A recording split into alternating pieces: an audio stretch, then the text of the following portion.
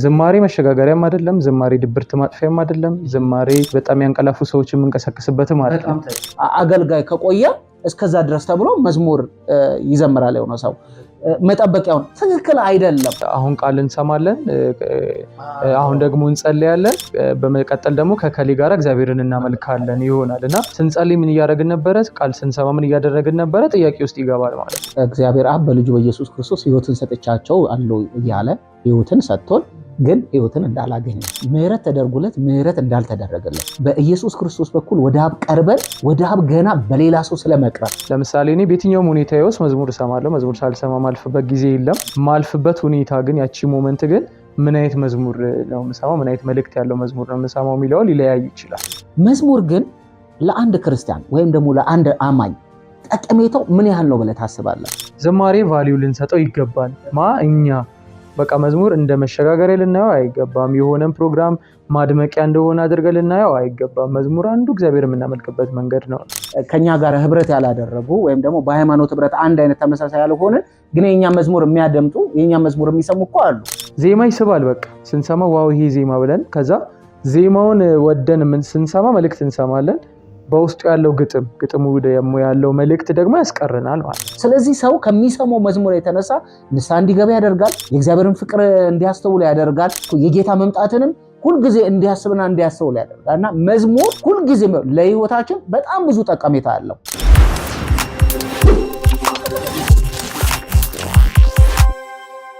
ሰላም የጌታ ጸጋና ሰላም ይብዛላችሁ። እንዴት አላችሁ? ይሄ የጌታ ቲዩብ ነው። ስለ ጌታ ስለ ኢየሱስ ስለ ማዳኑ የምናወራበት የምንነጋገርበት የጌታ ቲዩብ። ዛሬም ደግሞ በአንድ ርዕስ ወደ እናንተ መጥተናል ከወንድሜ ከአማን ጋር። አማንን ሁላችሁም እንደምታውቁት ተስፋ አለኝ። በተለይ የጌታ ቲዩብን የምትከታተሉ ሰዎች አብረን በዝማሬ አገልግሎት ውስጥ የሚያገለግል ወንድሜ ነው። በዝማሬ ውስጥ በብዙ ተሳትፎ የሚያደርግ በግጥምም በዜማም ባለንበት ህብረት ውስጥ ተሳትፎ የሚያደርግ ወንድማችን ነው። እጅግ በጣም ነው የምወደው እኔ፣ ምክንያቱም ከመዝሙር ጋር ባለው ነገር እጅግ በጣም ስለሚደንቀኝ። ዛሬም እንድንወያይበት የመረጥኩት ርዕስ ወይም ደግሞ ከወንድሜ ከአማን ጋር እንድንወያይ የፈለኩበት ርዕስ መዝሙር ለአንድ ክርስቲያን ምንድን ነው? የመዝሙር ጠቀሜታስ ምንድን ነው? በትክክል በእርግጥ እኛ ሁላችንም ብንሆን መዝሙርን ምን ያህል ጠቀሜታውን አንደርስታንድ አድርገናል በሚል በዚህ ጉዳይ እንድንወያየ ነው። ወንድሜ ያሞ እንኳን ደህና መጣ። እንኳን ደህና ቆየ ይዱላ። የሆነ ቦታ እንግድነት ይኩን ይመስላል። በእርግጥ የእንግድነት ስሜት የለንም። ሁልጊዜም ቢሆን ከአሙ ጋር ስለምንገናኝ ስለምናወራ፣ በተለይ ከመዝሙር ጋር በተያያዘ ረጅም ሰዓት አብረን ስለምናወራ ውድ የጌታ ቲዩብ ተከታታዮች እስከ መጨረሻው ድረስ ብትከታተሉ በብዙ የምትጠቀሙበት አንዳች ነገር እንዳለ ተስፋ አለኝ። ተመልሰን ስንመጣ መዝሙር ምንድን ነው የሚለውን እንጀምራለን። አብራችሁን ቆዩ።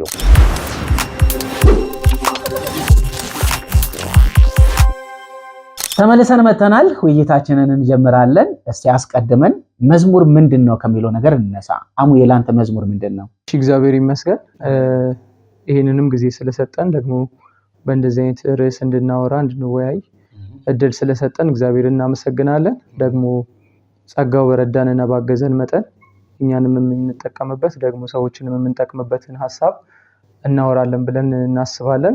የጌታ ጸጋ ሁላችንንም ይርዳ። መዝሙር እንግዲህ ብቸኛው ሳይሆን አንዱ የአምልኮ ክፍል ነው።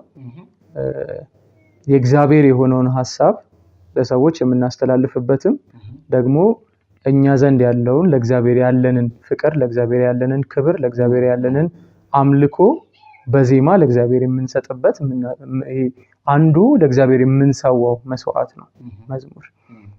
ብዙ ጊዜ ልክ እንደማንኛውም የሙዚቃ ስራ ድብርታችንን የምናጠፋበት አይደለም መዝሙር። የምናወራው እንደ ክርስቲያን ስለሆነ የምናወራው የእግዚአብሔርን ቃል እንዳወቀ እንደተረዳ ሰው ስለሆነ እንደ እግዚአብሔር ቃል ደግሞ ስናወራ ዝማሬ መሸጋገሪያም አይደለም፣ ዝማሬ ድብርት ማጥፊያም አይደለም፣ ዝማሬ ይሄ በጣም ያንቀላፉ ሰዎችን የምንቀሳቀስበትም አይደለም። እና ዝማሬ ለእግዚአብሔር ያለንን ፍቅር የምናሳይበት፣ ለእግዚአብሔር ያለንን ክብር የምንገልጥበት፣ ለእግዚአብሔር ያለንን የልባችንን መስዋዕት በዜማ አድርገን የምናቀርብበት። መዝሙር ትልቅ አምልኮ ነው። ለእግዚአብሔር ብቻ የምናቀርበው ለእግዚአብሔር የምንሰጠው ትልቅ የአምልኮ አንድ ክፍል ነው። ሌላው ደግሞ መዝሙር ቅድም ያነሳው ነገር ላይ የምንሸጋገርበት አይደለም። ሁሉ ጊዜም ቢሆን አንደርስታንድ ማድረግ ያለብን በመጀመሪያ ደረጃ እግዚአብሔርን ብለን መምጣታችን በጉባኤ መሃል አምልኮ ያደረገን መምጣታችን የእግዚአብሔርን ቃል መስማታችን አምልኮ ነው። እንደገና ደግሞ እግዚአብሔርን በዜማ ስናመሰግን ወይም ደግሞ በመዝሙር እግዚአብሔርን ስናመሰግን አምልኮ ነው። በትክክልም አሁን እንደ ክርስቲያን እያንዳንዱ የህይወት ምልልሳችን አምልኮ ነው። በእግዚአብሔር ፊት የምናደርገው የትኛውም ህይወት አንዳንዴ ለመዝሙር የምንሰጠው ለየት ያለ ትኩረት ላይክ መዝሙርን ብቻ አምልኮ የአምልኮ ክፍል ተደርጎ ይወሰዳል። ያም ትክክል አይደለም።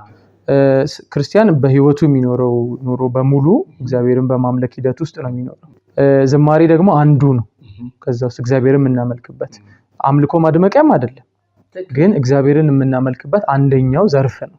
ለምሳሌ አሁን ብለሃል ጉባኤ መካከል ስንገኝ ወይ በህብረት ስንቀመጥ የእግዚአብሔርን ቃል በመስማት የእግዚአብሔርን ድምጽ በመስማት እግዚአብሔርን እናመልካለን። በመታዘዝ እግዚአብሔርን ፈርተን ታዘን ሚለንን በመስማት መልእክቱን በመቀበል በሚገባ እንደዛ እናደርጋለን። ኢቭን ስንጸልይ እግዚአብሔርን እያመለክን ጉባኤ መካከልና ዝማሬ ደግሞ አንዱ ማለት ከስብከቱም ከጸሎቱም ደግሞ እንትኑ ዘርፉ ለየት ያለ በዜማ የተዋዛ ለጆሮ በጣም ጆሮ ገብ የሆነ ቃላቶቹ በጣም ለሰው ጆሮ እንዲመቹ ሆነው የተዘጋጁ ሲነበቡ ትርጉም የሚሰጡ ውበት ያላቸው ቃላት በአንድነት ሆነው ደግሞ በዜማ ተውቦ እግዚአብሔርን የምናመልክበት አንድ ዘርፍ ነው ማለት ነው። ልክ እግዚአብሔርን ማምለክ ማለት መዘመር ብቻ እንደሆነ የተያዘው ሳይድም ትክክል አይደለም። ደግሞ መዝሙርን ከሚገባው ቦታም በታች ማድረግ መዝሙርን መናቅም እንደ መሸጋገሪያም ሰዎችን ማሟሟቂያም የሆነ አንዳንድ ጊዜ ትምህርት እየተሰጠ ምናምን የንፋስ ድምጽ በጣም ሲጎላ የዝናብ የመምጣት አይነት ድባብ ሲኖር ስብከት ይቋረጥና ወደ መዝሙር ይገባል። ያቺን ሞመንት ማለፊያ መሸጋገሪያ ማለት አንዳንዴ ይሄ ይረብሻል የተባለውንም ነገር ለማለፍ ሰዎችንም ደግሞ ይዞ ለማስቀመጥ ለማሞቅ ምናምን አይነት ነገር ይውላል ዝማሬ። አሁን እዚህ ጋር ግን አንደርስታንድ ማድረግ ያለብን ነገርና መገንዘብ ያለብን ለምሳሌ ቀደም እንዳለው ንፋስ ወይም ዝናብ ከዛ ጋር ሲቀላቀል መዝሙር እስከዛ ድረስ እንዘምር መባሉ፣ መብራት ሲጠፋ እስቲ መዝሙር እንዘምር መባሉ ስህተት ነው ማለት አይደለም። ይሄንን በጣም ኮቴሽን ማድረግ አለባት። ስህተት ነው ሳይሆን ግን ልክ እንደ መሸጋገሪያ ህዝቡ ጋር ይዞት ሊሄድ አይገባም። ብዙ ጊዜ የምንመለከተው ነገር ያ ነው። ለምሳሌ አገልጋይ ከቆየ እስከዛ ድረስ ተብሎ መዝሙር ይዘምራል የሆነ ሰው መጠበቂያውን ትክክል አይደለም። ልክ ቅድም አማን እንዳለው አምልኮ ነው። መዝሙር አምልኮ ነው። ከየትኛውም አገልግሎት ጋር ይሄ እግዚአብሔርን ከምናገለግልበት ነገር ጋር የማይተናነስ አምልኮ ነው። አዎ ቀደም ጊዜ ያነሳው አለ። ከዚህ በፊትም ፕሮግራም ሰርተንበታል። እስቲ እናምልክ ብለህ ስትጠይቀው አንድን ሰው ብዙ ጊዜ የሚመጣለት አይምሮ ላይ መዝሙር መዘመር ነው። ዛሬ እኮ የሚገርም አምልኮ ፈጸመን ቢል የሆነ ሰው አይምሮ ላይ የሚመጣለት ምንድነው? የሚገርም በጣም ብዙ መዝሙር ዘመራችሁ እንዴ ነው። እሱ አይደለም። አምልኮ የእግዚአብሔርን ቃል መስማት አምልኮ ነው። በህብረት መሃል በቅንነት መሰብሰብ አምልኮ ነው። ቤት እንኳን ማጽዳት አምልኮ ነው። መባ ማዞር አምልኮ ነው። እሱ ነው የቻለ ላይክ የሆነ ሰው እስቲ በቃ እንደምን የሚባለው አይደለም። እሱ ራሱ አምልኮ ነው። የእግዚአብሔርን ክብር ማዕከል አድርገን የምናደርገው ማንኛውም እንቅስቃሴ እግዚአብሔርን ለማክበር እግዚአብሔርን ደስ ለማሰኘት የምናደርገው የትኛውም እንቅስቃሴ በሰው አእምሮ ትንሽም ትልቅም ብለን የምናስባቸው የአገልግሎት መስኮች ሁሉም ላይ የምናደርገው እንቅስቃሴ እግዚአብሔርን ማምለክ። አንዳንዴ ጽንፍ ይይዛል መዝሙር በጣም ዳር ይወጣና አሁን ቃል እንሰማለን፣ አሁን ደግሞ እንጸልያለን፣ በመቀጠል ደግሞ ከከሌ ጋር እግዚአብሔርን እናመልካለን ይሆናል እና ስንጸልይ ምን እያደረግን ነበረ? ቃል ስንሰማ ምን እያደረግን ነበረ? ጥያቄ ውስጥ ይገባል ማለት ነው። በህብረት መካከል የምናደርገው ማንኛውም ነገር እግዚአብሔርን ክብሩን ማዕከል አድርገን ስሙን ማዕከል አድርገን በተሰበሰብንበት ህብረት መካከል የምናደርገው ማንኛውም እንቅስቃሴ አምልኮ። ሲጀመር በግል ያለን ህይወት ራሱ ክርስቲያን ሆነን የምንኖረው ህይወት በራሱ ምን ያህል በጽድቅ እየኖርን አይደለም ሌላ ጥያቄ ሆኖ ራሳችን ከእግዚአብሔር ጋር ባለን ህይወት የምናስተካክለው የምናቃናው ምንመረምረው መንገድ ሆኖ ያ ህብረት ላይ ተገናኝተን ግን ጸሎትን በል ቃል መካፈል እንበል ለምን የህብረት መሰብሰቢያችንን ማጽዳት አይሆንም? እግዚአብሔርን እያመለክን ነው። እየተከታተላችሁ ያላችሁት የጌታ ቲዩብ ነው። ለዛሬ ከወንድሜ አሞ ጋር ወይም ከወንድሜ አማን ጋር እየተወያየንበት ያለው ርዕስ መዝሙር ምንድነው፣ መዝሙርንስ እንዴት ነው አንደርስታንድ ያደረግነው የሚለውን እየተወያየን ነው። ተመለሰን ስንመጣ ደግሞ እንደገና የምንቀጥል ይሆናል። አብራችሁን ቆዩ።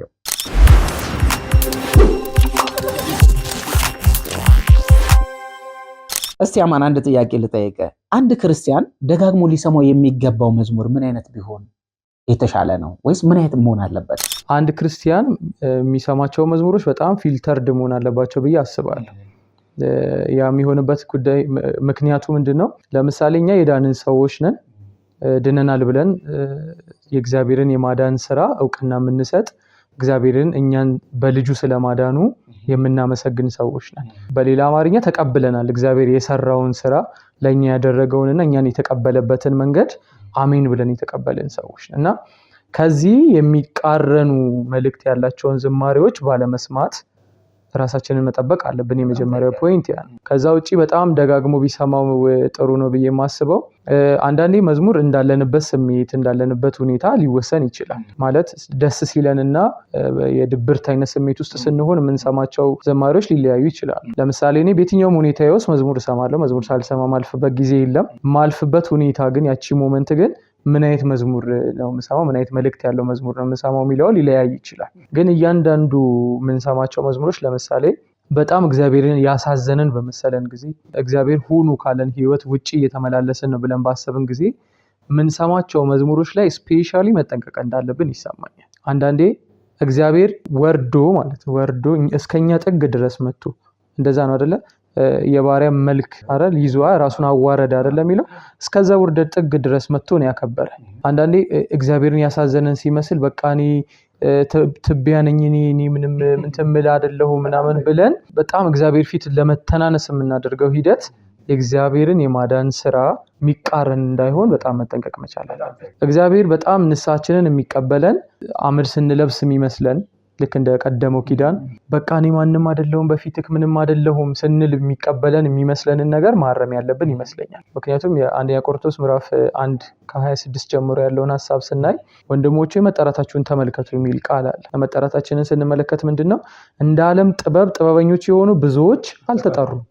ቀርግጥ አድርጎ ነው የሚነግረንና የከበሩትን አልጠራም፣ ያልሆኑትን ምናምንቴዎቹን ሞኞቹን እንደመረጠ ይናገራልና እኔ መጠራቴን መመልከት አለብኝ። ስለዚህ እግዚአብሔር ካደረገው እግዚአብሔር ቫልዩ ከሰጠው ነገር መውረድ እንዳይሆን በጣም ጥንቃቄ ማድረግ አለብን። አዎ እግዚአብሔር ትልቅ አምላክ ነው። በጣም ገናና አምላክ ነው። ማንም ሊቀርበው የማይችል ብርሃን ውስጥ የሚኖር አምላክ ነው። ደግሞ በኢየሱስ ክርስቶስ በኩል ደግሞ ያለ ልክ ከስትንፋስ ይልቅ በሚባል ደረጃ ካንተ ጋር ቀርቦ ሆኗል፣ ወዳጅ ሆኗል። ስለዚህ ሲጠራ ምን አይነት ነበርክ? ሲጠራ እኮ በጣም ቅዱስ በጽድቅ በቅድስና የምትመላለስ ሆነ እኮ ሳለ አይደለም። አንተን በዛ መጠን ከተቀበለ ነገ ዋስትናው ፍቅሩ እንጂ ያንተ መውደቅና ያንተ መነሳት አይደለም። ኦፍ ኮርስ ሰው ከወደቀ በኋላ ንስሐ መግባት አለበት። ሰው ኃጢአትን ከሰራ በኋላ ንስሐ መግባት አለበት። ልክ ነው። ነገር ግን ልክ አንተ አንድ ጊዜ በተሳሳትከ ቁጥር አንድ ጊዜ በወደቅክ ቁጥር የድሮውን ነገር እያሰብክ የቀደመውን ነገር እያሰብክ ዝም ብለህ የምታለቃቀስ ከሆነ ይሄ ትክክለኛም ንስሐ ማለት ነው። የእግዚአብሔርን ቃል እንደሚናገረው ትክክለኛ ንስሐ መመለስ እንጂ በዛ ነገር ሁሉ ጊዜ ማለቃቀስ አይደለም። እንደውም ለሐዘን ይዳረጋል። ይሄ እውነተኛ ያልሆነ ንስሐ ቅዱስ ጳውሎስ እንደሚናገረው እውነተኛ ያልሆነ ንስሐ ለሐዘንና ለስብራት እንደውም እግዚአብሔርን ለማሳዘን ያደርሳል። ስለዚህ ሁሉ ጊዜም ቢሆን ማሰብ ያለብን እኛ እግዚአብሔርን በዝማሬ የምናመልከው ሁኔታዎቻችን ሁሉ ጊዜ በመከተል መሆን የለብንም። እግዚአብሔርን የምናመልከው እግዚአብሔርን ማምለክ ስላለብን ነው። እግዚአብሔርን ማመስገን ስላለብን ነው። ቀደም አንተ እንዳልከው አንድ ሰው ለምሳሌ በሆነ ሐዘን ውስጥ ሲያልፍ ልክ ሐዘኑን ሊነካካለት ሊኮረኩርለት የሚችል መዝሙር ይከፍታል። መዝሙሩ መክፈት ስህተት ላይሆን ይችላል። ነገር ግን ለምንድነው በዛ ሰዓት እግዚአብሔር ሆይ ተመስገን የሚል ዝማሬ የማይዘምረው? እኔ በጣም የሚገርመኝ አንድ ክፍል ቅዱስ ዳዊት ኃጢአትን ሰራ። ከኦሪዮን ሚስት የወለደው ያ ልጅ ታመመ አይደለ? ከታመመ በኋላ ምንድነው ያደረገው? ትልቅ የሆነ ጾም ጸሎት አደረገ። ጾም ጸሎት አድርጎ እግዚአብሔር ወይ ይቅር በለኝ በኔ ምክንያት የብላቴና አይቀጣ ብሎ እጅግ አዘነ፣ በጣም ከሚገባው በላይ። ከዛ በኋላ በቃ በዙሪያ ያሉ ጠባቂዎች ንጉሱ ምግብ እንዲበላ ንጉሱ ራሱን እንዲጠብቅ በብዙ መንገድ ሞከሩ። ነገር ግን በፍጹም አለ ራሱን ከብዙ ነገር ከለከለ። በኋላ ግን ልጁ ግን ሲሞት ምንድነው ያደረገው? ልብሱን ለባበሰ፣ ከዛ ምግብ አቅርቡልኝ አለ። ምግቡን ተነስቶ በላ። እነሱ ሌላ ግራ ገባቸው ማለት ነው። በቃ እግዚአብሔር ይሄንን አደረገ፣ ከዚህ በኋላ ባለቀስ ምን እፈጥራለሁ አለ። አንዳንድ ጊዜ በቃ በሁኔታዎቻችን ላይ እግዚአብሔር ጌታ ነው ማለት አለብን። በሁሉ እኮ ነው የተባልነው እኛ በሁሉ ነገር ልናመሰግን በሁሉ ነገር እግዚአብሔርን ልናከብር ነው የሚገባው። እንደውም የእግዚአብሔር ቃል ምንድነው የሚለው? ሳታቋርጡ ጸልዩ፣ በጸሎትና በመልጃ ከምስጋና ጋር ልመናችሁን በእግዚአብሔር ፊት አስታውቁ እንጂ በአንዳች አትጨነቁ ነው። ሁሉ ጊዜም ቢሆን ልታመሰግን እግዚአብሔርን ልታወድስ እግዚአብሔር ልታከብር ይገባል እንጂ ይሄ እንደየሁኔታዎች መዝሙር መርጦ ማመስገን እኔ ጤናማ ነው ብዬ አላስብም። መዝሙሩ በራሱ ስህተት ባይኖርበትም ግን መዝሙርን እንደየሲቹዌሽን እንደያለበት ወሰነ መዘመር ትክክል ነው ብዬ አላምንም። ይሄንን እንደውም ድጋፍ እንዲሆነን አንድ ቃል ያው እኔ በጣም መዝሙር ፊልተር ለማድረግ በጣም የጋበዘኝና መበረታበት የእግዚአብሔር ቃል ነው ከመዝሙረ ዳዊት ላይ ማለት ነውና መዝሙር 47 ቁጥር 6 እና 7ን ብናይ ዘምሩ ይላል። ዘምሩ ለአምላካችን ዘምሩ፣ ከዛ ደግሞ ዘምሩ ለንጉሳችን ዘምሩ ይልና እግዚአብሔር ለምድር ሁሉ ንጉስ ነውና በማስተዋል ዘምሩ ይላል። ግን በማስተዋል መዘመሩስ ለማን ነው መዘምረው አለ? ምን እያልኩ ነው መዘምረው አለ? ትክክል ነኝ ወይ አለ? እያልን ብዙ ጥያቄ ልናነሳ እንችላለን። በሆነ ሲቹዌሽናል መዝሙር ብለን በለየናቸው በዛ እግዚአብሔርን እያከበርኩት ነው ወይ? እግዚአብሔር የሰጠኝን ነገር እየነቀፍኩኝ እግዚአብሔር ሆንክ እንደዚህ አርጌሃለሁኝ እያለኝ ኖ እኔ በቃ እንደዚህ ነኝ በማለታችን እግዚአብሔርን እያስደሰትነው ነው ወይ? እግዚአብሔርን መበደል ይኖራል፣ እግዚአብሔርን ማሳዘን ይኖራል። ግን እግዚአብሔር ሆይ አንተን ማክበር በሚገባኝ መጠን ላንተ መኖር በሚገባኝ መጠን አልኖርኩም እና በምህረት አሁንም አቅናኝ።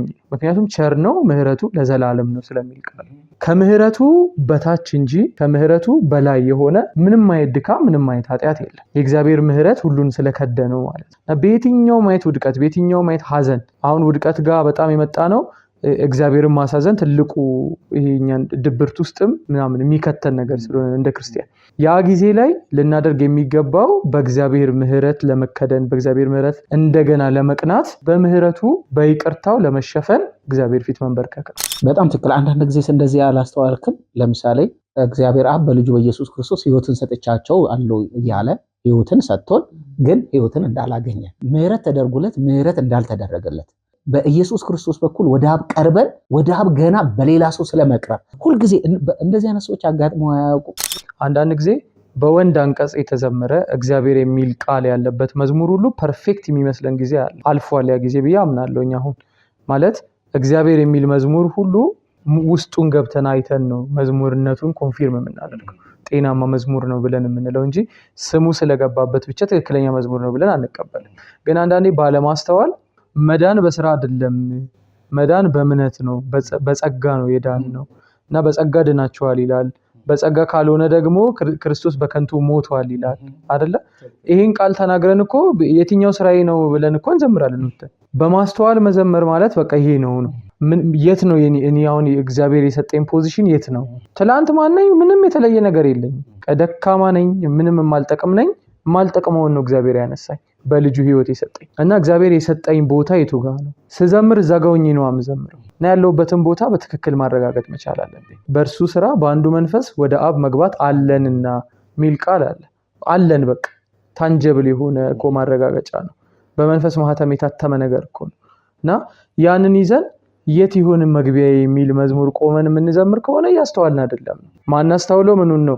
እግዚአብሔር ምን አድርጎ እንደሰበሰበናና እያስተዋልን አይደለም። ወደ ምን እንዳመጣን ከየት ወደ ምን እንዳመጣንም እያስተዋልን አይደለም። እንደውም ሰሞኑን አንድ ዝማሬ እንትን እያልን የነበረው ማንነቴን አስተካክሎት አይደለም እንደገና ሰርቶት ነው አዲስ ፍጥረት ያደረገኝ የሚል መዝሙር በቅርብ አዲስ ዝማሬ ወጥቶ እየሰማን ነው። አዲስ ነው ያደረገን ትናንትን በማምጣት ትናንትን በማስታወስ ምናልባት የትናንት የነበርንበትን ቦታ ሜዲቴት በማድረግ ምናምን ዛሬ እግዚአብሔር በሰጠን ነገር ለመደነቅ እድል ሊሰጠን ይችላል። ግን ትናንትን እየጎተትን እያመጣን ዛሬ እግዚአብሔር የሰራውን ስራ ቫልዩ ማሳጣት ጤናማ ነገር አይደለም እና በጣም መጠንቀቅ ያስፈልጋል። የመዝሙር ምርጫዎቻችን ላይ በጣም ጥንቃቄ ማድረግ አለብን። መዝሙሮቻችንን ማለት መዝሙርን አምልኮ ነው እስካልን ድረስ አምልኳችንን ስሜታችን እንዳይቃኘው በጣም መጠንቀቅ መቻል አለብን። በየትኛውም ሁኔታ ውስጥ መዘመር ያስፈልጋል። በየትኛውም ሁኔታ እግዚአብሔርን ስለምናመልክ ማለት ነውና እንደ መዝሙሩ መጠን ዜማ ስለሆነ ውስጡ ያለው መዝሙር ቅድም ብለናል መልእክት አለው። ግን መልእክቱ በዜማ ነው የቀረበው። ዜማ ደግሞ በጣም ጆሮ ገብ ነው፣ ይይዛል። አንድ ሰው እንደውም የሆነ በሆነ አጋጣሚ ሲያወራ ሰምቼ ውስጤ የቀረ ነገር አለ። ዜማ ይጠራል ግጥም ያስቀራል የሚል እንትን ሲያወራ ማለት ነው። ዜማ ይስባል። በቃ ስንሰማ ዋው ይሄ ዜማ ብለን ከዛ ዜማውን ወደን ስንሰማ መልእክት እንሰማለን። በውስጡ ያለው ግጥሙ ደግሞ ያለው መልእክት ደግሞ ያስቀርናል ማለት ነው። መዝሙሮቻችን በዛ ቅኝት ቢቃኙ አዲስ ኪዳንን ያማከለ ቢሆን የኢየሱስ ክርስቶስን ማዳንን ቢሆን ማከለ ያደረገ ቢሆን ፍቅሩን ያማከለ የእግዚአብሔርን ፍቅር ያማከለ ቢሆን እንደገና ደግሞ ፖዚሽናችንን ያማከለ ቢሆን አሁን እኛ በእምነት ተሰውረን በኢየሱስ ክርስቶስ ውስጥ በእግዚአብሔር ቀኝ ተቀምጠናል አይደል? ያንን ያማከለ ሆነን ግን ሄደን እዛ ድሮ በብሉይ ኪዳን ሲዘምሩት የነበረው ቃዴስና በረሃ ላይ ዝም ብለን በረሃ ለበረሃ ብንዞር ትርጉም አይኖረውም። ጸጋ ማለት ሰጪውን ማዕከል ያደረገ ግን ለማይገባው ሰው የተሰጠ ነፃ ስጦታ ነው። አሁን እንዲሆኝ ያለው ስለ እኔቱ ምን ሰርቼ የሚል እንትን ውስጥ ጥያቄ ውስጥ የምንገባበት ምክንያት የለም። ለማይገባን የተሰጠን ማዕከል ያደረገው ሰጪውን ነው። ሰጪው ደግሞ እግዚአብሔር። እግዚአብሔርም አቅም የምንፈትንበት ነገር የለንም፣ የምንጠራጠርበት ነገር የለንም። ሁሉን የሚችል ኤልሻዳይ ብለን የምንዘምርለት አምላክ ነው። ስለዚህ በጸጋ ድነናል። አዎ እግዚአብሔር ሰርቶት እኛ ሰርተን መምጣት የማንችለውን ክብር ግን ተቀብለናል እና እዚህኛው ላይ በጣም መቆየት መቻል አለበት። ውድ የጌታ ቲዩብ ተከታታዮች የተከታተላችሁ ያላችሁት የጌታ ቲዩብን ነው። ለዛሬ ሀሳብ አንስተን ከወንድሜ ከአማን ጋር እየተወያየንበት ያለው ርዕስ መዝሙር ምንድነው? ለአንድ አማኝ ወይም ለአንድ ክርስቲያን የመዝሙር ጠቀሜታው ምንድነው? ይሄንን ምን ያህል አንደርስታንድ አድርገናል በሚል ነው እየተወያየን ያለ ነው። ተመልሰን ስንመጣ ውይይታችንን የምንቀጥል ይሆናል። አብራችሁን ቆዩ።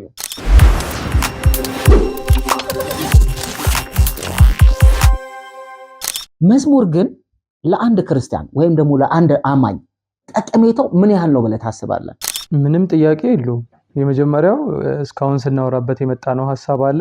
አምልኮ ስለሆነ አምልኮ ክብሩ ለእግዚአብሔር ነው፣ ጥቅሙ ለኛ ማለት እግዚአብሔርን በማምለክ ውስጥ ደስ እንሰኛለን። እግዚአብሔርን እያከበርን ነው፣ እግዚአብሔርን እያመሰገንን ነው። አዘሴም ታይም ደግሞ እኛ እየተጠቀምን ለእግዚአብሔር ክብር እንዘምራለን፣ እግዚአብሔርን እናከብራለን፣ እግዚአብሔርን እናመሰግናለን። ደግሞ በተመሳሳይ ሁኔታ እንጠቀማለን። እኛ ነፍሳችን ስለምትረሰርስ እግዚአብሔርን በማምለክ ውስጥ ማለት ነውና አንድ ክርስቲያን በቃ እግዚአብሔርን የሚያመልክበት መንገድ ስለሆነ በራሱ ነፍሱን የሚያስደስትበት ነፍሱን የምትረሰርስበት መንገድ ቀላል ጥቅም አይደለም። ይሄ ደስ ተሰኝተን እግዚአብሔርን የምናመሰግንበት አንድ መንገድ ነው ዝማሬ እና ይሄን ስሜቱን ፊሊንጉን ደስ መሰኘቱን እንደገና እግዚአብሔርን በማክበር ለእግዚአብሔር ምስጋና በመሰዋት የልቡን ለእግዚአብሔር በመስጠት የሚረካበት መንገድ ነው ዝማሬ። ከዛ ባሻገር መዝሙሮች ያው አምልኮ ነው ብለን ስንጠቀልል መልእክት አለው ብለናል። መልእክቱ ምንድነው? እኛ ለምሳሌ ቀጥታ ወደ እግዚአብሔር ስንዘምር እግዚአብሔርን ክብሩን ማዕከል አድርገን ስንዘምር የተሰራልንን የመስቀል ስራ ማዳኑን ማዕከል አድርገን ስንዘምር ኦፍ ኮርስ ማንተን እያመለክን እኮ ነው። በተመሳሳይ ሁኔታ ደግሞ እየመሰከርንም ነው ለሰው። ለምሳሌ የእግዚአብሔርን ሕልውና ማዕከል አድርገን የክብር ዝማሬ ስንዘምር እግዚአብሔርን ስለ አኗኗሩ እያመሰገን ነው። ስነ ፍጥረታትን ስለመስራቱ፣ ያልነበረውን ወደ መኖር ስለማምጣቱ፣ ኢቭን እኛን ህይወት ዘርቶብን እንደዚህ ስለምንንቀሳቀስ ስለምናወራ እግዚአብሔርን እናመሰግናለን። በተመሳሳይ ሁኔታ ያንን ዝማሬ ለሚሰማ ሰው ደግሞ ምን እያደረግን ነው? እግዚአብሔር ካለመኖር ወደ መኖር ያመጣ ነው። እግዚአብሔር ስነ ፍጥረታትን የሰራ አምላክ፣ ማንም ሳይኖር የነበረ አምላክ ነው እያለን ስለ እግዚአብሔር ደግሞ ለሰዎች እየመሰከርን ነው። እና መዝሙር በተመሳሳይ ሁኔታ ወደ ጎንም መልእክት አለው ማለት ነው። እና አንድ ክርስቲያን ዝማሬዎችን ሲሰማ ለምሳሌ ቅድም ባነሳነው አይነት ሁኔታ ላይ ቢሆን ለምሳሌ እግዚአብሔርን አሳዝኛለሁ ብሎ የደከመ አይነት ስሜት ውስጥ ያለበት ጊዜ ላይ ወደ እግዚአብሔር የሚያቀርቡ መወር ዝማሬዎችን እንደውም ብዙ ጊዜ የጌታ መምጣት ላይ ማዕከል ያደረገ በቃ ሰው በጌታ እንደሚመጣ አምኖ አንድ ክርስቲያን ትልቁ ተስፋው የጌታ መምጣት እና ጌታ ስለሚመጣ አሁን ያለውን ሁኔታ አሁን ያዘንክበትን አሁን የደከምክበትን ሚስብህን ነገር ታገል፣ እግዚአብሔርን ለማስደሰት አብልጠህ ወደፊት እየገፋ ሂድ ብሎ ሚል አይነት ዝማሬ ማለት ኢየሱስ እኮ ይመጣል፣ ተስፋ እንዳትቆርጥ፣ እግዚአብሔርን ለማስደሰት እግዚአብሔርን በመፍራት ተመላለስ። ዓለም እኮ ሁኔታዋ አሰራሯ የምትወጣበት የምትገባበት ሁኔታ እንዳለ አንተ እግዚአብሔር ለማስደሰት እኮ አይጋብዝህም። ምክንያቱም ድካምህም አለ፣ ከዛ ደግሞ የዓለም ሁኔታ በራሱ ይዘሃል። ግን ያንን አልፈህ እንድትቆም ነገ ኢየሱስ ሲመጣ ደግሞ አሁን የታገልካት ትግል ፍሬ አፍርታ ደግሞ አክሊልህን ትቀበላለህ የሚል አይነት መልእክት ያላቸው ዝማሬዎች። ቅድም ቆንጆ ያነሳው ነገር ምንድነው? ዜማ ይጠራል፣ ግጥም ደግሞ ያስቀራል። ስለዚህ በእለቱ የተማረውን ትምህርት በዜማ ተቀይሮ ምናልባትም በዛ ትምህርት ርዕስ ለምሳሌ ስለ ኢየሱስ መምጣት ተምሮ ቢሆን ከዛ ኢየሱስ ይመጣል ከሚል ዝማሬ ጋር በዜማ የተዋዛ አንድ መዝሙር በመድረኩ ላይ ቢዘመር ያን መዝሙር እየዘመረው ይሄዳል። ስለዚህ ዜማው ሁል ጊዜ ስለሚያቃጭልበት ያን ነገር ትምህርትን እንዲያንጽና ወይም ደግሞ ትምህርቱን ኮንፈርም አድርጎ እስከ ቤቱ ድረስ እያዜመው እንዲሄድ ያደርጋል። ሌላው የእግዚአብሔርን ፍቅር የምንረዳበት በብዙ መንገድ አንዳንድ ጊዜ መዝሙሮች ናቸው። አንድ አማኝ ህብረት የሚያደርግበት ወይ በሳምንት 2 ቀን ሊሆን ይችላል ወይ በሳምንት 1 ቀን ሊሆን ይችላል። የእግዚአብሔርን ቃልም የሚሰማው ምናልባት በዛን ቀን ሊሆን ይችላል ወይ በዩቲዩብ ላይ ከፍቶ ካልተመለከተ በስተቀር። ግን መዝሙር ግን አብዛኞቻችን በስልኮቻችን እንሰማለን። ስለዚህ ሰው ከሚሰማው መዝሙር የተነሳ ንስሐ እንዲገባ ያደርጋል፣ የእግዚአብሔርን ፍቅር እንዲያስተውል ያደርጋል። እንደገና ቀደም እንዳልኩ የጌታ መምጣትንም ሁልጊዜ እንዲያስብና እንዲያስተውል ያደርጋልና መዝሙር ሁልጊዜ ለህይወታችን በጣም ብዙ ጠቀሜታ አለው። በጉባኤ መሃል ካየ አንዳንዱ ለመዝሙር የነቃ መንፈስ አለው፣ አንዳንዱ ደግሞ ድኝ ያለው መዝሙር የተዘመረ እንዲህ የሚላል ሲሪየስ ሆኖ ይሄኛው እንዴት ታዘበው ታውቃለህ? አሁንም መዝሙርን እንደ አንድ የጉባኤ ማድመቂያ ከሆነ የምንረዳው አንዳንድ ሰው አድማቂ መሆን ስለማይፈልግ ማድመቂያው ላይ አቴንድ ላይ ያደርግ አለ። እንደዛ ኤክሰፕሽናል ሰዎች አሉ። በደንብ አይኔ ብዙ ግርግር አይመቸኝም የሚል ሰው አለ። እና መዝሙር ለሱ አንድ ጉባኤ ላይ የሆኑ ሰዎች ደስ እንዲላቸው የሚደረግ ሞቅታ ከሆነ ያለው አረዳድ ያንን ሞቅታ ማራገብ ስለማይፈልግ ቁጭ ብሎ ሊታዘብ ይችላል። ግን መዝሙር አምልኮ መሆኑን መዝሙር እግዚአብሔርን የምናመሰግንበት አንዱ መንገድ መሆኑን አንደርስታንድ ካደረገ ግን ሊሆን የሚችለው መዝሙር ምርጫ ላይ ነው ጉዳዩ እንጂ ስለ እግዚአብሔር ክብር እየተዘመረ ስለ እግዚአብሔር አኗኗር ስለ እግዚአብሔር ሕልውና እየተዘመረ ሰዎች ብሎ ሊታዘብ አይችልም። እዛ ጋር የምንቃኘው ወይም እኔም በግሌ ልረዳ የምችለው ምንድነው ሰውየው ለመዝሙር ያለው ቫልዩ ምንድነው? ያንን በጣም እንትን ያስፈልጋል። የመዝሙር ጠቀሜታ አንደርስታንድ አላደረገም ብዬ ብቻ ማሰበው ያ ካልሆነ እንዴት ይሆናል መሰለ መዝሙርን ልክ መተርጎም ካለብህ መንገድ ስታልፍ ልክ እንዳለው ቅድም 2 ጽንፎች አነሳን አይደለ? በዚህኛው ሳይድ መዝሙር ብቻ አምልኮ የሚመስለው ማህበረሰብ አለ ወይም የሆኑ ሰዎች አሉ። በሌላኛው ሳይድ ደግሞ መዝሙር ምንም ቫልዩ የማይሰጣቸው ሰዎች አሉ። የእግዚአብሔር ቃል ረጅም ሰዓት ከመሰበክ ጋር ጉዳይ እንትን ተቃርኖ ኖሮን አይደለም፣ ከጸሎት ጋር ተቃርኖ ኖሮን አይደለም። ግን ዝማሬ ቫልዩ ልንሰጠው ይገባል። እኛ በቃ መዝሙር እንደ መሸጋገሪያ ልናየው አይገባም። የሆነም ፕሮግራም ማድመቂያ እንደሆነ አድርገን ልናየው አይገባም። መዝሙር አንዱ እግዚአብሔር የምናመልክበት መንገድ ነው። ያን አንደርስታንድ ካደረግን መዝሙር ገና እኮ ሊዘመር መሆኑን ስናቅ ነው ብድግ የምንለው። ለምን? እግዚአብሔርን ልናመልክ ነው። በህብረት በዜማ እግዚአብሔርን ልናመሰግን ስለሆነ አንድ ትምህርት ለምሳሌ አሁን እኛ በህብረት ደረጃ መጽሐፍ ይጠናል፣ ዕብራውያን ይጠናል አይደለ?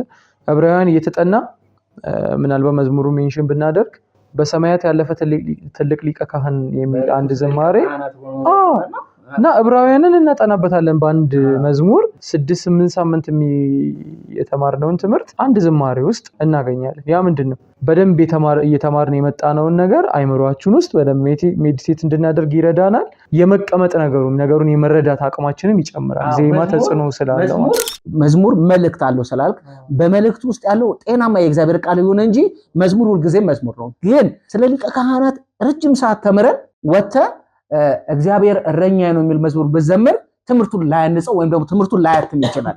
ለምሳሌ አሁን ምን ዘምረው ብዙ ጊዜ ያለ ሊቀ ካህናት እንዳንተ ቢሆን ሊቀ ካህናት እንደዚህ አይነት መዝሙር ሲዘመር ምን ያደርጋል? የመዝሙር ጠቀሜታው አንዱ ይሄ ነው። ትምህርቱን ያጸናን ያትማል እና ያንን ነገር እንድታብላላ ያደርጋል። እና አሁን ምን ዘምራቸው መዝሙሮች አሁን ያለን ትምህርት ነው። ትላንት በጣም በቃ በእንባ የዘመርነው መዝሙር ዛሬ ላይ ያን ያህል የማይሆንበት ሁኔታ ሊመጣ ይችላል።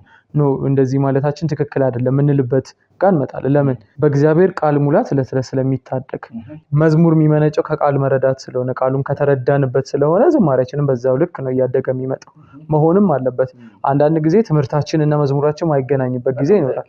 ሰማይና ምድር ያህል ምንራራቅበት ጊዜ አለ። ሰው እጅ ባልሰራት መቅደስ ገባ፣ ይዞን ገባ፣ ቀድሞ አስከተለን እያልን እየዘመርን ሰማይ አስቀመጠን እያልን ተምረን ትምህርቱን ቀጥለን መዝሙሩን ስንዘምረው ደግሞ ተመልሰን እኛ የት ነን? ሲና ነን። ተስፋይቱ ምድር እያልን ስለ ብሉይ ስለነበረው እስራኤላውያን ስለነበራቸው ናፍቆት ወተን እንዘምራለን። የሚበልጥ ክብር እኮ ነው ያለ አይደለ? የሚበልጥ ክብር አለና ያንን በደንብ አንደርስታንድ ማድረግ ይፈልጋል። ትምህርት ነው። መዝሙር በራሱ ከትምህርት ነው የሚመነጨው። በዛው ልክ ደግሞ ትምህርት ያጸናል። በዛው ልክ ጉባኤን ያንጻል። በዛው ልክ ጉባኤን ያስተምራል፣ ያጽናናል፣ ወደ ንስሐ ይመራል፣ ወደ ጸሎት ይመራል። ምክንያቱም መዝሙሮች መልእክት አላቸው ስላለ መልእክቱ ኮንተንት አይደለ?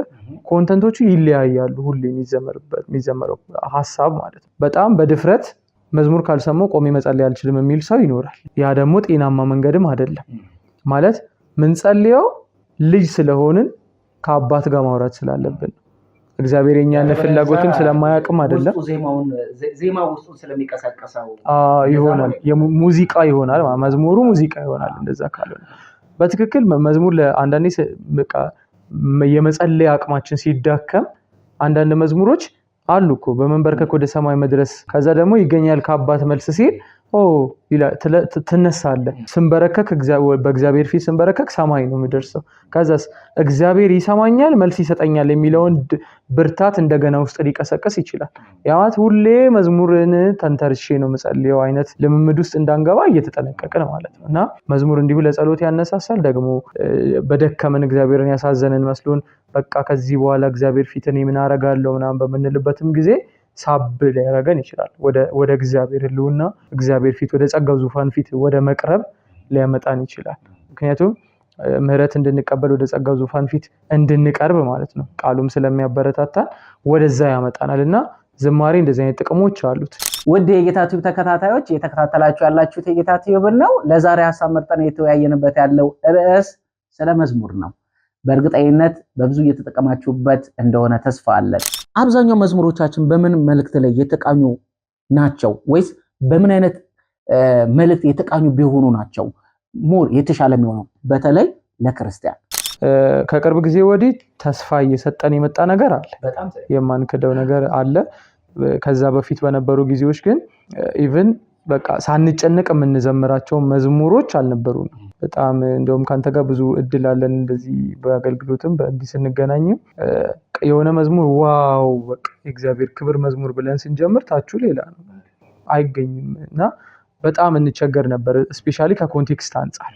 እና ምን አይነት መዝሙሮች እየተሰሩ ነው አሁን? በደንብ ኮንቴክስቹዋል መዝሙሮች እየተሰሩ ነው።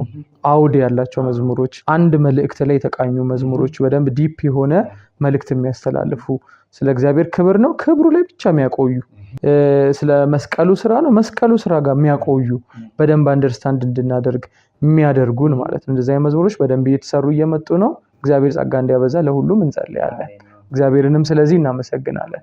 ማለት አልፈን መተን ደግሞ እንደ ትምህርታችን እንደገባን እውነት መዳናችንንም እንደተረዳንበት እግዚአብሔርንም እንዳወቅነው መጠን መዝሙር እያገኘ በጣም ካስተዋልክ መዝሙሮቻችን ከሚባለው በላይ ያደጉ ነው።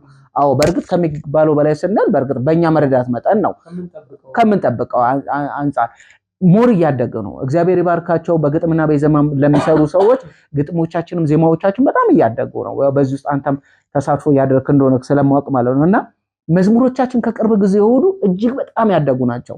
በተለይ ደግሞ እኛ በመናገለግልበት እኛ ባለንበት የአገልግሎት መስክ ብዙ ጊዜ መዝሙር ለመምረጥና መዝሙር መርጠን ለመዘመር በጣም እንቸገር ነበር። በጣም ችግረኞች ነበርን። የመዝሙር ድርቅ ያለብን ነበርን። አሁን ግን ከቅርብ ጊዜ ወዲህ ግን እየወጡ ያሉ ዝማሬዎች በጣም ስትሮንግ የሆኑ እንደውም አንዳንድ ጊዜ ምዕመኑ ራሱ ሰምቶ የሚደነቅበት የሚገረምበት ደጋግሞ ቢዘመር የማይሰለችበት ትልቅ ነገር ላይ ደርሰናል እና መዝሙሮቻችን በትክክል በጥሩ ነገር ተቃኝተዋል። ግን ሁልጊዜም ቢሆን እኔ አሁንም የማነሳው በምን መልእክት ሞር ቢቃኙ አማኑን ሞር ወደ ማሳደግ ያደርሳል። የንስሐ መዝሙሮችን ከክርስቶስ መምጣት ጋራ ሰፍተን ደግሞ ብንዘምራቸው፣ ለምሳሌ ሁል ጊዜ ሰውን እንደዚህ ሁን፣ እንደዚህ መቀደስ አለብህ፣ አኖኖር እንደዚህ መሆን አለበት የሚለውን መንገድ ይሰበካል እኮ። ያ መንገድ ምን ያህል ትርፋማ ሆኗል እንግዲህ ያንን ትምህርት ተምሮ ራሱ የተለወጠበት ሰውና ምናልባትም ደግሞ በትምህርቱ ብቻ መለወጥ የከበደው ሰው ብቻ ያንን የሚያውቁት የሆኑ ሰዎችና ጌታ ያውቃል። ይሄኛው መንገድ ደግሞ ብንሞክር በቅድስና ህይወት ለመኖር የጌታ መምጣት ግብ ቢሆንልን። ለምሳሌ ብዙ ጊዜ ይባላል የሆነ ነገር ማድረግ ስታስብ ቀን ቁረጥለት፣ ከዛ ደግሞ ስፔሲፊክ የሆነ ዲቴይልድ የሆነ ጎል አስቀምጥ ይባላል አይደል? የሆነ ጎል ካለህ እንቅስቃሴ በዛ ልክ ነው፣ እርምጃ በዛ ልክ ነው። እያንዳንዱ የምታገኘው ሰው፣ የምትውልበት ውሎ፣ የምታነበው መጽሐፍ ምናምን ሁሉ ነገር የሚቃኘው ከግብህ አንጻር። ስለዚህ የጌታን መምጣት አዎ ያከብረናል፣ አዎ ከጌታ ጋር እንነግሳለን፣ ያለማቋረጥ እንዘምራለን። ይሄ ምንናፍቀው አለ አይደለ? ሰርግ አለ። እንደውም በጣም የምንወደው ዝማሬ አለ አይደለ? ያምራል መሲሁ የሚለው ዝማሬ። እኛም ስንሄድ ጌታ ሲመጣ እኛም ስንሄድ የሚሆነው ያኔ ሰርግ ነው እና ምንናፍቀው ሰርግ አለ። ሰርግ ደግሞ መግቢያ አለው ማለት ዝም ብለን ተነስተን ወደ ሰርግ አንገባ። አንደኛ ወደ ሰርጉ የተጠሩ ብፁዓን ናቸው። ከዛ ግን ወደ ሰርጉ የሚገቡት መግቢያ ተብሎ የተቀመጠው መስፈርት የሚያሟሉ ናቸው። ነጩን የለበሱ። ነጭ መልበስ ከንጽህናም ጋር ይያያዛል which means ቅድስና። ደስ ተሰኝተን ያለ መሳቀቅ ጌታን መምጣት የምንናፍቅበት አንዱ መንገድ በቅድስና መኖር። ስለዚህ ሰዎች በቅድስና እንዲኖሩ ሰርጉን ማዕከል አድርጎ ማስተማርም ሰርጉን ማዕከል አድርጎ ሰዎች እንዲዘጋጁ ለዛ ድግስ እንዲዘጋጁ ልብሳቸውን እንዲያዘጋጁ መብራታቸውን እንዲይዙ ዘይታቸው እንዳይጎድል እንዲጠነቀቁ ማድረግ ይቻላል። በዚህ መንገድ ከመምጣቱ ከተስፋን ከማግኘት አንፃር መዝሙርን ስናነሳ ሁልጊዜም ቢሆን ማሰብ ያለብን መዝሙርም ለሚያወጡ እህት ወንድሞቻችን ዘማሪዎች መዝሙርን ስናወጣ በሁለት አይነት መንገድ ማየት አለብን። አንደኛ መዝሙር ለኛ ለዳን ነው ጌታ ኢየሱስ ክርስቶስን የሚያስናፍቅ ጌታ ኢየሱስ ክርስቶስን ቶሎና የሚያስበል ዝማሬዎች ቢበዙልን ለአማኙ ቅድም እንዳልከው በብዙ ይጠቅማል። ሁለተኛ ነገር ደግሞ ሁልጊዜም ቢሆን መዝሙር ሲወጣ እኛን ብቻ ወይም ደግሞ አማኙን ብቻ የሚጠቅም ሳይሆን ያላመኑትም ጋር ስለሚደርስ ቅድም እንዳልከው ዜማ በጣም ፓወርፉል ስለሆነ ዜማ ሊስበው ይችላል። አሁን በጣም ብዙ ሰው እኮ ከኛ ጋር ህብረት ያላደረጉ ወይም ደግሞ በሃይማኖት ህብረት አንድ አይነት ተመሳሳይ ያልሆነ ግን የኛ መዝሙር የሚያደምጡ የኛ መዝሙር የሚሰሙ እኮ አሉ።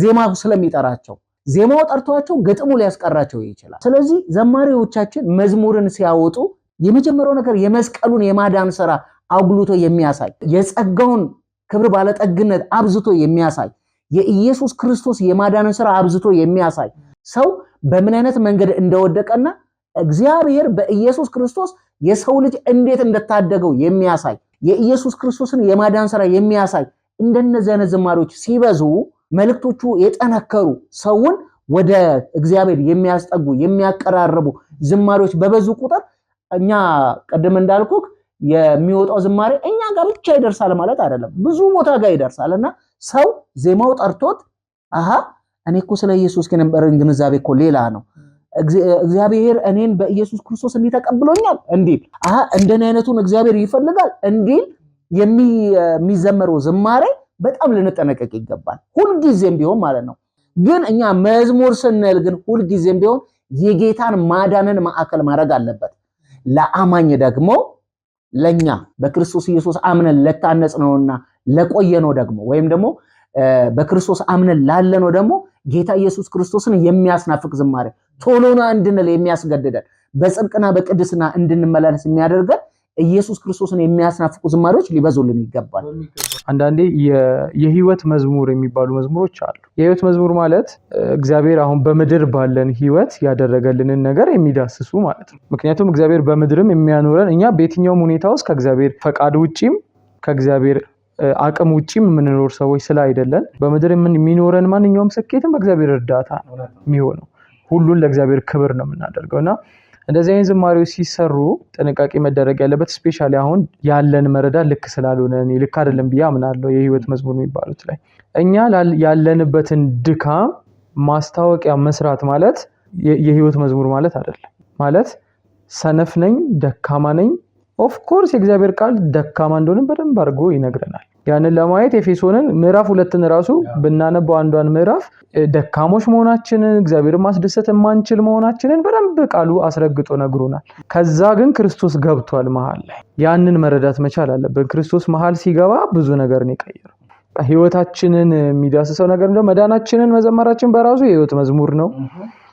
እግዚአብሔር በምድር ስላደረገልን በረከትን በህይወት ስላቆየንም ስለፈወሰንም ማመስገናችን እግዚአብሔር ከህመም ስለፈወሰንም ስለጠበቀን በጤና ስላቆየን መዘመራችንም የህይወት ዝማሬ የህይወት መዝሙር የምንለው በቃ ድካምን ማብራራት ያ ጤነኛ መዝሙር ሊሆን አይችልም። እየተከታተላችሁ ያላችሁት የጌታ ቲዩብ ነው። ለዛሬ ሐሳብ አንስተን ከወንድሜ አማን ጋር የተወያየንበት ያለው ርዕስ መዝሙር ምንድነው፣ የመዝሙር ጠቀሜታውን እንዴት አንደርስታንድ አድርገናል፣ ለአንድ አማኝስ ወይም ለአንድ ክርስቲያን የመዝሙር ጠቀሜታው ምን ያህል ነው በሚል በዚህ ሐሳብ ያንስተን እየተወያየን ነበር። ተመልሰን ስንመጣ ደግሞ ቀጣዩን ክፍል ወደ እናንተ የምናደርስ ይሆናል። አብራችሁን ቆዩ።